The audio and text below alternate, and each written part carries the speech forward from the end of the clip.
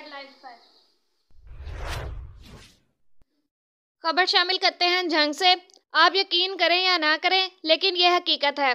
पाकिस्तान के सरकारी खजाने से लाखों रुपए तनख्वाह वसूल करने वाले ब्यूरोक्रेट्स और अफसरान के पास पाकिस्तान के कौमी परचम की देखभाल के लिए बिल्कुल टाइम नहीं है और पाकिस्तान का कौमी परचम हुकाम की तवज्जो का मुंतजिर है।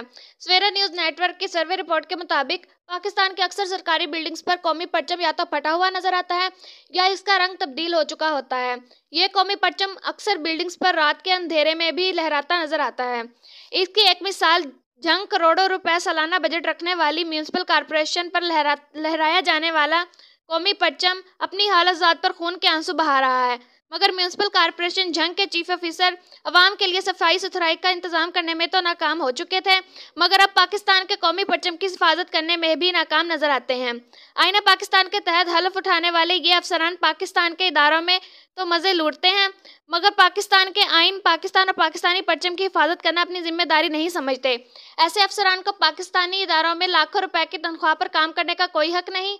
अवामी समाजी हलकों ने वजीर आजम पाकिस्तान इमरान खान, वजीर आला पंजाब उस्मान बुज़दार और चीफ जस्टिस ऑफ पाकिस्तान से मुतालबा किया है कि म्यूनिसिपल कमेटी जंग की बिल्डिंग्स पर कौमी परचम की तौहीन के मरतकब चीफ ऑफिसर आसिफ कुरैशी व दीगर अफसरान को फौरी तौर पर मुअत्तल करके इनके खिलाफ मुकदमात दर्ज किए जाएं और इन्हें पीडा एक्ट के तहत मुलाजमत से बरतरफ किया जाए। ताज़ा तरीन अपलोड्स की नोटिफिकेशन हासिल करने के लिए हमारे चैनल को सब्सक्राइब करें और साथ में दिए गए घंटी के निशान को दबाना ना भूलें।